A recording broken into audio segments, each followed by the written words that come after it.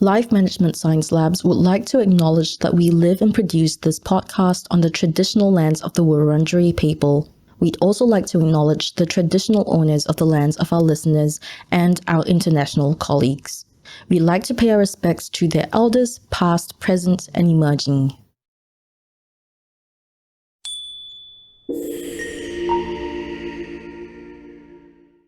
Hi, and welcome to Self-Improvement Atlas, the Personal Science Insights podcast produced by LMSL, the Life Management Science Labs.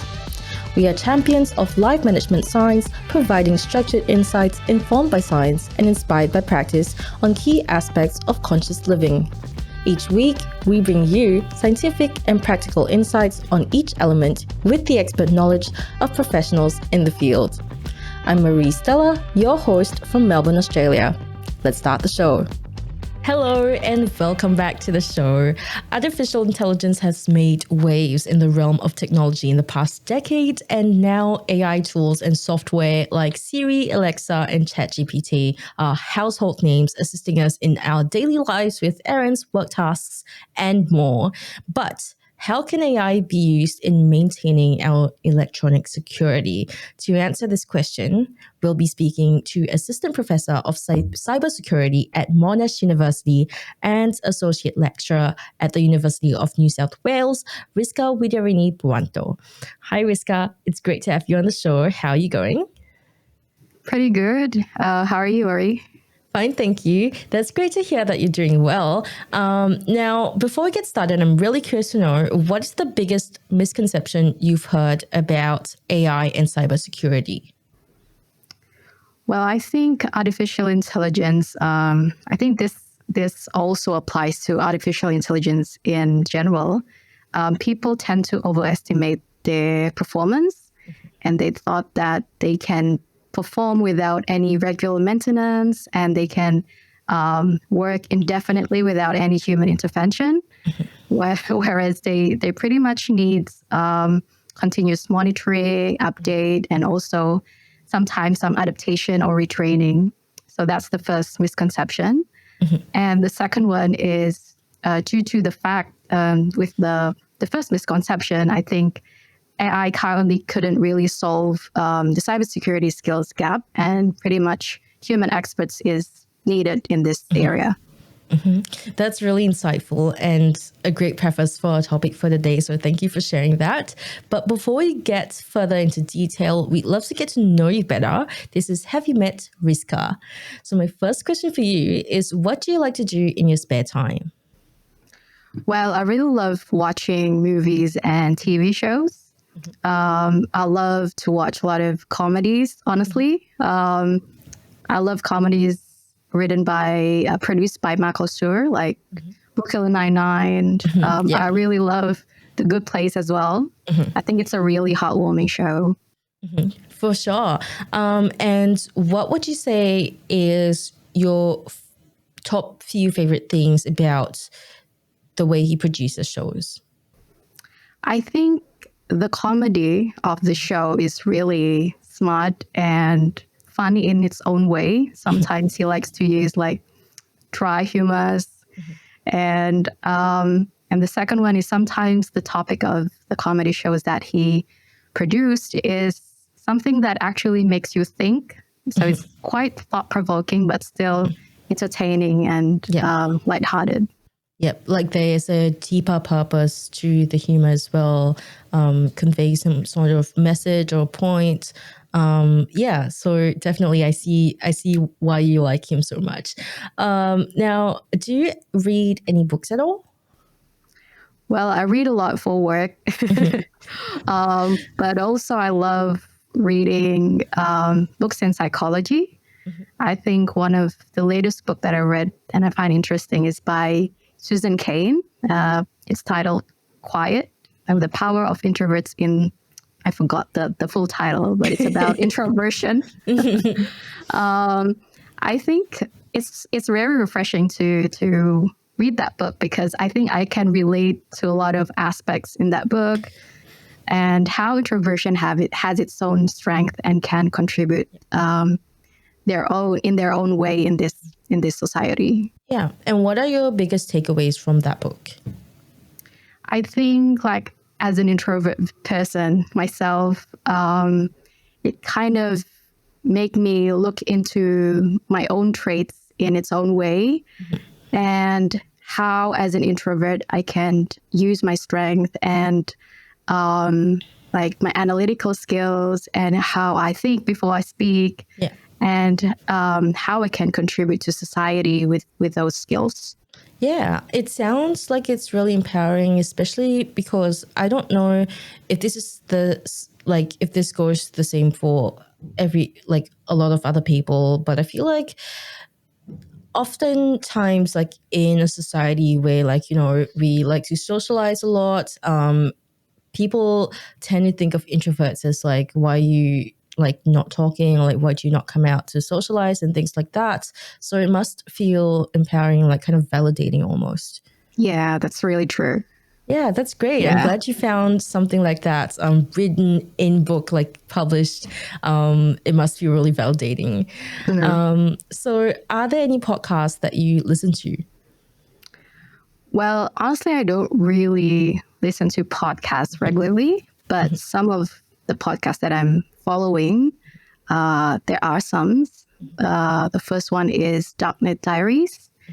So this is basically a podcast about cybersecurity. They basically tell stories about real life hacking incidents and who are the people behind them. And although it's quite scary sometimes to hear about that, but it's quite nice to be up to date with the field, because technology moves really fast in this area. And yeah, it's really just engaging to hear that. Yeah, and for sure. yeah, and the second podcast is Daniel and Jorge Explains the Universe. So there are two hosts in this podcast. The first one is actually a physicist in CERN. And the second one is Jorge. So he is a quite famous online cartoonist. So they have two different backgrounds and talking about physics and the universe. It's really interesting. And as someone who's not trained formally in physics, they really could explain complex scientific concepts and make it really fun and interesting. Yeah. Those are the best educators, even though they're not formal educators. But I find that really anyone who's able to take such complex matters and translate that into layman terms, and also at the same time make it so engaging and fun, they really like add just a special something into this world of like education. So that's great that you found those podcasts. So my last question for you is, who do you look up to the most, either in your professional life or in your personal life? I think it's pretty difficult to pinpoint one person, because, inspirations, well, personal for me, I draw inspirations from a couple of people in my life. But to mention a few famous role model, I think I would pick Margaret Hamilton. So she was one of the software engineer for the Apollo mission, and this was back then, before the era of microprocessors, and before computer was as advanced as today. So yeah, I think the fact that she's a female software engineer during that time, I find her to be really inspiring. Yeah. And what qualities of her do you find the most admirable?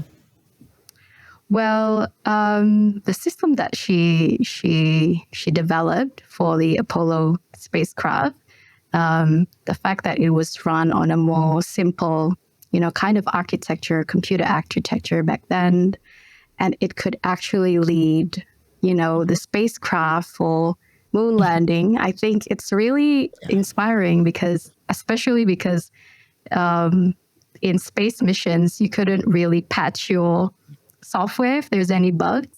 So you really have to design it to be robust. And well maintained. Yeah, I think that's the reason. That sounds like an amazing role model. Thank you so much for sharing that with us. And I feel like we learned a bit more about you. So now moving on to the interview section. And our first question for you is, how would you personally define personal development?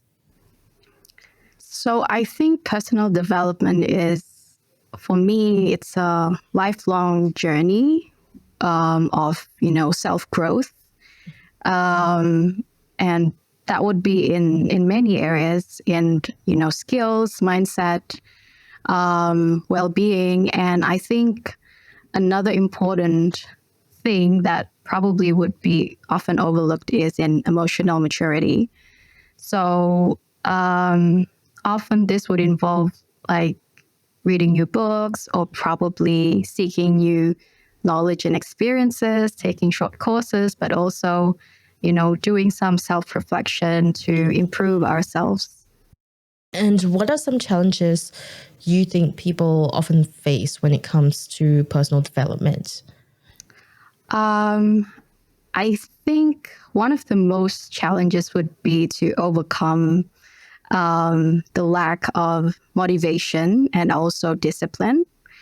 Because I think personal development can be quite uncomfortable and it's not always convenient. And it doesn't always necessarily, translate to career advancements. Sometimes the results are not that instant, probably not tangible as well. So it requires patience and also persistence. Yeah, you put it really aptly. Thank you for sharing that with us. That was really well thought out. Now, my next question for you is, how would you define electronic security? So in cybersecurity, we have this principle called the CIA triad. So that involves three principles: so confidentiality, integrity, and availability. So if I may, I would like to explain these one by one. So please do. Yeah. So yeah, confidentiality, that actually refers to, protecting the sensitive information from unauthorized access. So for example, if I'm sending a message to you, I want to ensure that only you can read that message and no one in between can actually listen to it and hear what I'm talking. So that's confidentiality. And the second one is integrity. So this actually refers to the integrity of the data. So meaning that if I send you a certain document, for example, I want to be able to know if the document has been tampered along the way. And I want to be sure that the integrity of the data of the document that I sent to you is as whole. So it's in its original version. So yeah, that's another important principle, integrity. And the third one is availability. So this might be more relevant to people who are providing services. So for example, if for email providers, they want to be sure that their servers are always up and running. And for people, whenever they open their email accounts, they should be able to do it anytime without any downtime or interruptions. And we want to be able to prevent the types of attack that could actually prevent that they were trying to prevent people from having this accessible and usable, such as the DDoS attack, for example. So yeah, so these are the three main principles in cybersecurity or information security. So I would define like electronic security would be the protection of our data when using electronic devices, say computers or smartphones, and ensuring that our information is kept confidential and the integrity of our data is maintained, and also the resources are available when needed, meaning that whenever we want to read our emails or access perhaps our files on Google Drive, they're always available when needed. That's interesting. I never knew any of that. So that's really eye-opening to me. So how does electronic security contribute to our personal development? I think there are two ways technology, in electronic security plays important role in personal development. I think the first one is the fact that nowadays there are a lot of online platforms and podcasts, such as this one, that offer educational content and also learning opportunities. And that wouldn't be possible, I think, without, like technologies in electronic security that could secure our data, and also we could basically make secure online purchases or transactions as well. So I think electronic security plays quite an important role to make this happen. And the second one is regarding digital identities. So I think our online presence nowadays is something that is very important.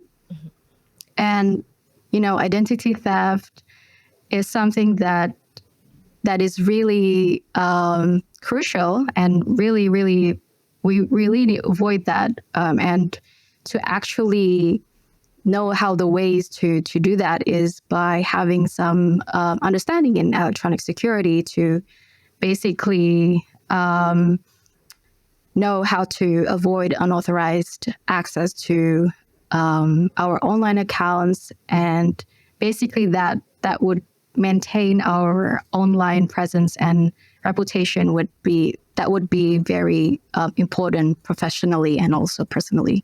For sure. And how does artificial intelligence come into play here?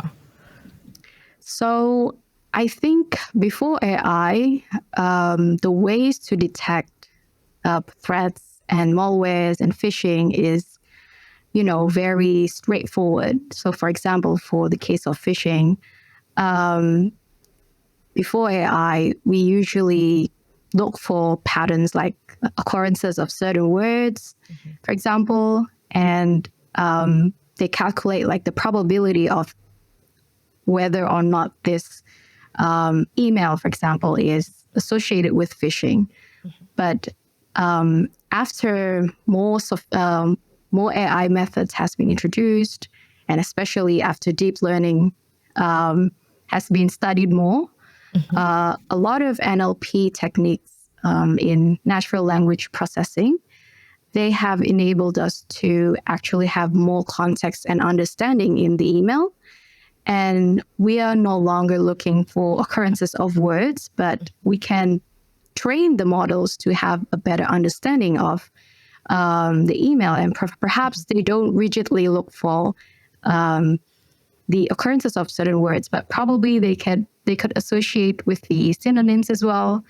And sometimes looking for certain structure in the sentences, and they can also sense like the urgency of the message. Sometimes I think if you receive any phishing related texts or emails, sometimes they kind of rush you to click the link that they provided, because or otherwise your account will be terminated and so on. So they could be trained to sense that as well nowadays. And with that being said, how important is it for us to personally understand AI for our own electronic security? So I think one of the important thing is understanding the limitation of AI itself. Of course, AI has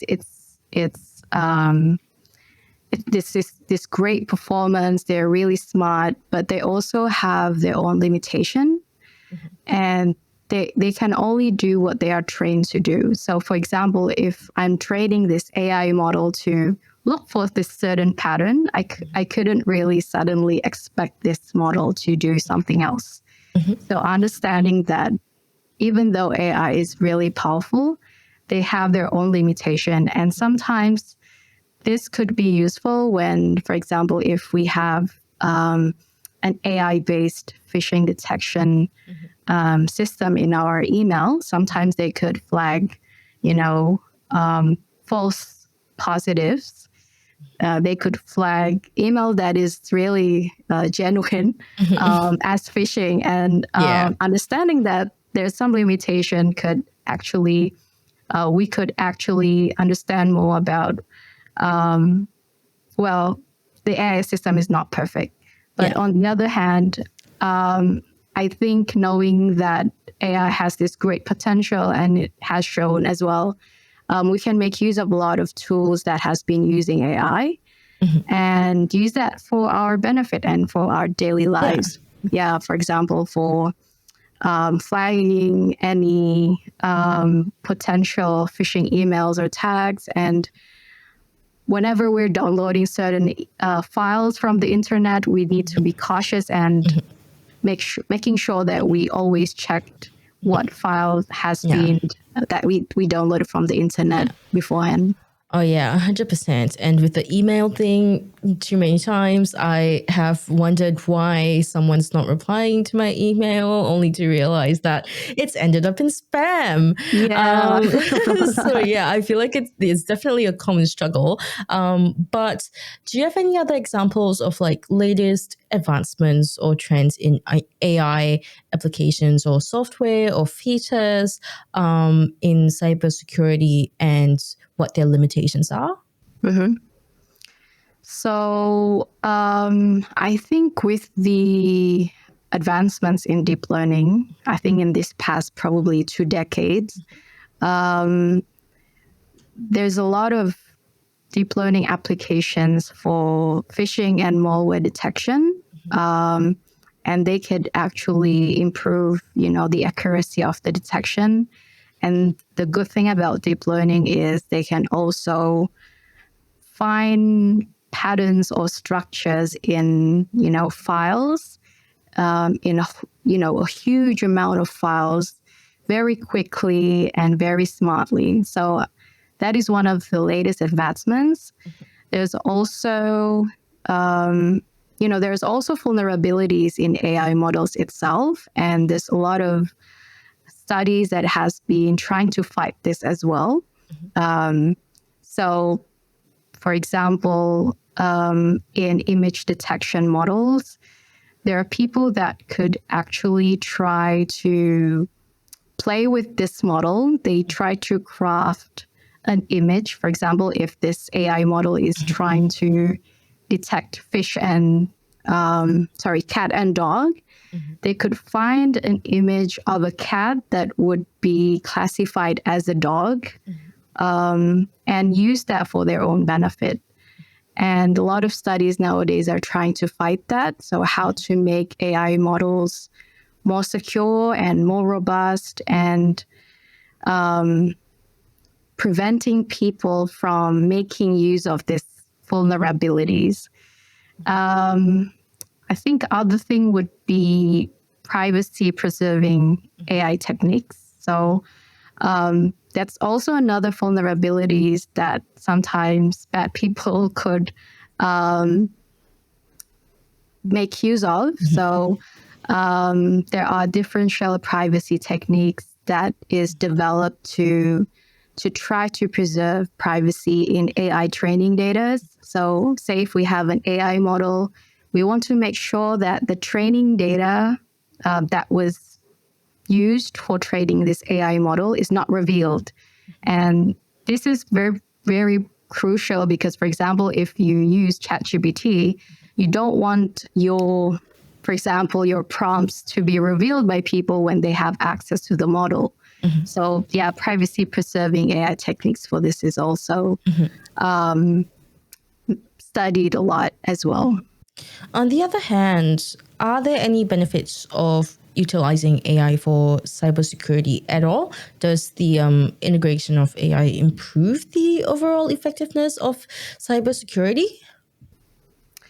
So I think when we talk about AI, what comes first in mind is automation.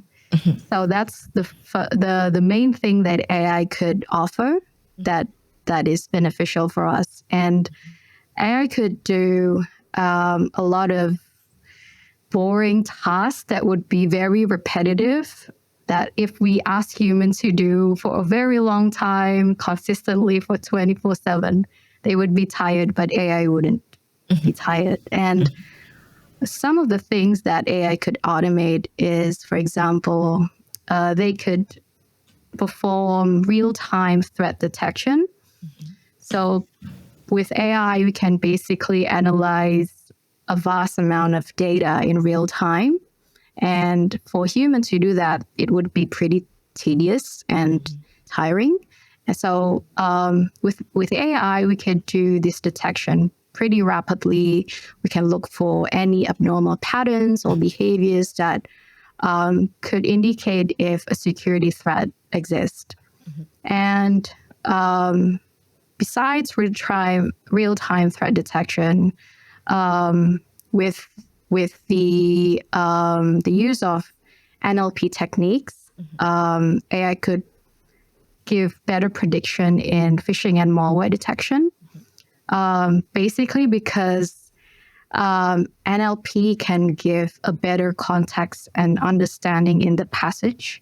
So they don't particularly look for example, a certain word, but they could possibly understand natural languages. They could understand synonyms, structure in sentences. And yeah, I think we can see that in ChatGPT that they're pretty good at paraphrasing text.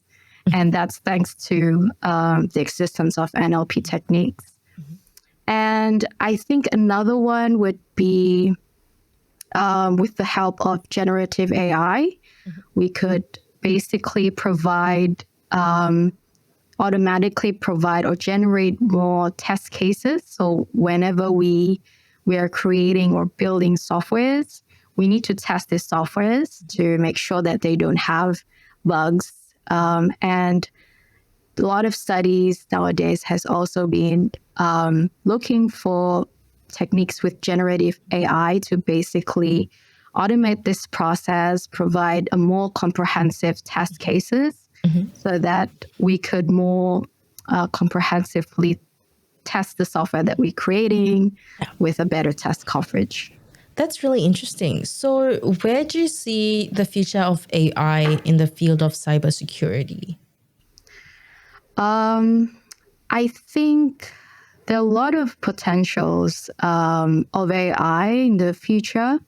One of the methods and the techniques that would I think would be developed more and more, I think, is detection of deepfakes. I think AI has enabled us to basically create, videos and images that looks pretty realistic, even though these things didn't really happen. And cybersecurity research nowadays, when we talk about cybersecurity, it's getting to expand more and more now. So it's not always talking about cybersecurity in the context of communication in network or in securing softwares, for example, but also securing the use of AI itself. So the use of AI to basically detect these deepfakes is also important because I think there's a lot of social implications of deepfakes. Yeah. Another thing that I thought would be explored more and more is the development of explainable AI techniques. So sometimes when we use AI, we don't really understand their way of thinking. So whenever they provide a certain output or decision, we don't really have the the rationale of their decision making. And for human to be able to collaborate with AI, it's really important for these AI systems to be explainable. So, for example, if we have our emails flagged by the AI system, it would be good to have explanations on why they thought that this email is that would be possibly phishing. And this is important for transparency, and I think it would lead to, better collaboration with cybersecurity experts and also AI systems. Other thing would be, I think, more collaborations between AI and human experts, and ways to train the AI models to adapt to continuous threats. Because nowadays, I think our go-to method is to just collect another bunch of data and create a new model and, create a new model. But with continuous learning and adaptation, we could basically create a general enough model that could basically evolve, and it could improve its detection along the way without us having to do everything from scratch whenever a new threat. Yeah. So you mentioned quite a few risks risks and limitations, or like risks when it comes to AI. What do you think can be done to circumvent or police these risks? So I think a lot of these risks are associated with some of the vulnerabilities of the AI models itself, and also the methods on how we train AI. So I think understanding how we train AI itself would be useful. So, for example, to deal with training issues or biases in our AI model, we could basically make sure that the data that we use to train these AI models are representative and they are free of, probably you couldn't achieve level of, no biases at all, but we can actually minimize biases in our training data. Also regarding adversarial attacks, which is one of the vulnerabilities in AI itself, we should really test our AI models to basically check if they could be manipulated by bad people to deceive the systems, and making sure that this proper testing is done in place so that these vulnerabilities can be prevented. And I think that's the main two things. That's really interesting. Thank you for sharing that with us. My last question for you is something that's a little bit more fun. We see AI a lot in sci-fi and futuristic films and shows as well. How far or close to reality do you think this will be in the coming decades? Well, for now, I think we haven't reached that point yet. I think the AI models that we have now is, they have a very limited capability, as in they really need to be trained to do a specific thing, and they couldn't do everything at once.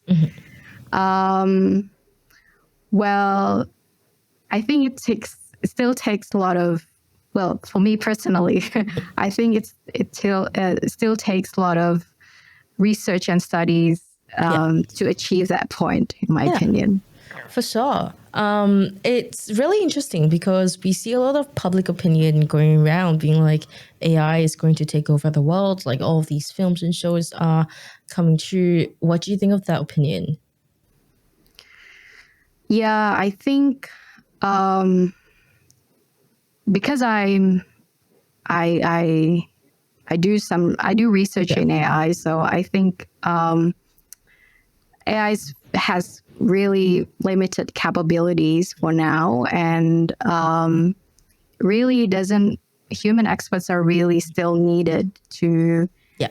do a lot of stuff, and pretty much their capabilities are there because we are training them to do that specifically thing that we asked them.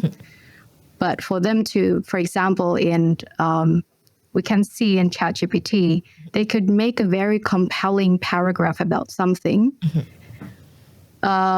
Pretty much that it sounds very convincing, even though some of the facts might not be very accurate. Yeah. So they are trained to, in this example, they are trained to understand human languages, but they are not trained to do some critical thinkings, for example. Yeah. So for them to be able to take over humanity, I think that's a very long step. Yeah. They also to go to that point. Yeah. Even with writing, which I've used ChatGPT a couple of times, it lacks the human touch a lot of the time. So it's great for like churning out summaries like point by point and things like that. But if you're looking for like a specific personal touch kind of paragraph that's going to, just entice the reader on a human personal level, ChatGPT is probably not going to be able to give that. So that makes a lot of sense. So thank you for sharing that with us. It was a really insightful discussion. And now we're moving on to the questions from the audience. Our first question we have is, what role do human analysts play in maintaining electronic security in conjunction with AI systems? Now, I know you touched briefly on it previously, but could you give us a bit more of an elaboration? Yeah, I think human analysts would be a very important role still. They could provide more insights regarding certain situations. I think AI is good for things that are routine, that need something fast, and we do that a lot. But for example, if we have a threat detection system, it's good that they could, flag certain possibilities that there could be a threat here. But human analysts would play a very crucial role in actually probably pinpointing in which direction we should see, and also looking into these results and making, a more important decision and more strategic decision based on these AI outputs. For sure. And our second question is, how can we educate the public about the importance of AI in protecting our digital assets? Yeah, I think the first thing that comes in mind for me is to introduce AI as a whole, meaning its strengths, but also its limitations, and in what applications AI could help us in terms of cybersecurity. And then afterwards, we could also probably introduce people on tools or softwares that actually uses AI, and that would help us to protect our data. Do you see AI literacy being part of like a school curriculum, for example, in the future at all? Well, I think that would be a really great idea, actually, because I think AI will be more and more involved in our lives.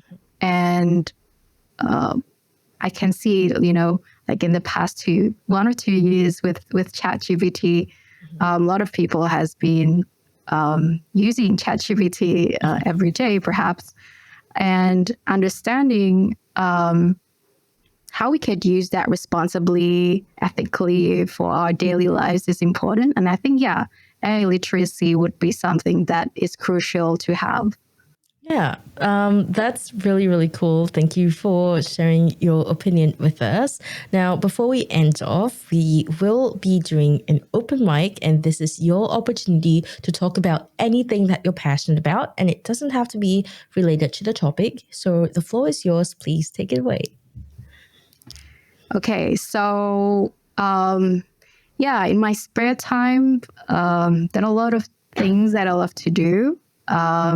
I play a lot of video games with my husband and with my friends. I also love photography. I have a Flickr account that has been online since 2011. I'm not sure that it's still used pretty much by people nowadays, but yeah, I have a Flickr account. I love taking photos.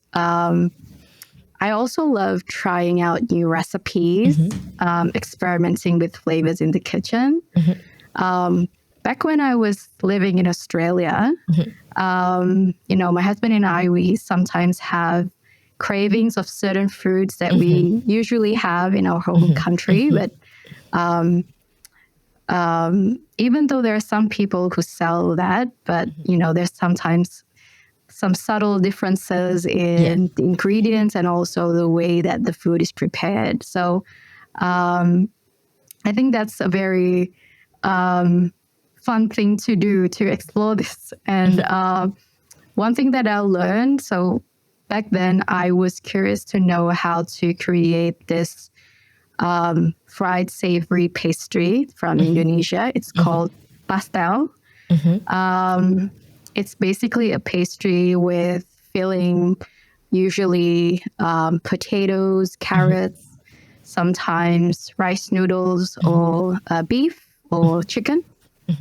And I was trying to perfect the crust back then. And in my first trial, it's pretty much a disaster because the crust is too thick. It was too oily when I fried it. And I learned that the way we mix the dough matters. So previously, I just mixed it manually by hand, but then I learned that the heat from our hand could melt, the butter. The butter. Yeah, and it makes it less not really flaky. So that's a simple, thing that I just realized, and it makes that big of a difference. And the next iteration, I used cold butter, cold water, and I mixed it with a food processor. And afterwards, I found like the perfect recipe of my version. Right. Yeah.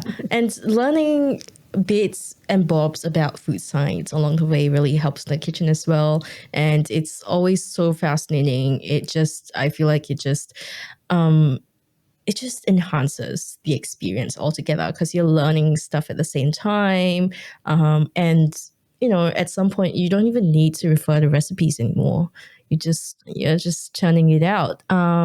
So yeah, thank you so much for sharing that with us. It's been really interesting getting to know you and learning about AI and how it intertwines with cybersecurity and our personal development. If our listeners want to find out more about you and what you do, where can they go? Do drop your Flickr account.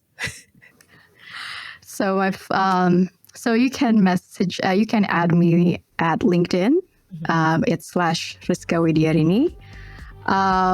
If you want to see my photos, I also have a Flickr account /Rizka Widyarini as well. So yeah, don't hesitate to shoot me a message. Amazing. We'll link those in the show notes. Thank you everyone for tuning in, and we will catch you in the next episode. You've been listening to the Self-Improvement Atlas, the Personal Science Insights podcast produced by LMSL, the Life Management Science Labs. For more episodes like this from 10 different life management perspectives, search LMSL on YouTube, Apple Podcasts, Google Podcasts, and Spotify, or wherever you listen to podcasts, so you can get updated on everything we have to offer. We have a wide range of topics readily available for you to check out. If you enjoyed this episode, please consider rating our show, sharing it, and subscribing to our channel, as it helps us grow and bring you more quality resources. More of our work can be found on our website at pe.lmsl.net, where you can join our movement. I'm Marie Stella. Thanks for tuning in.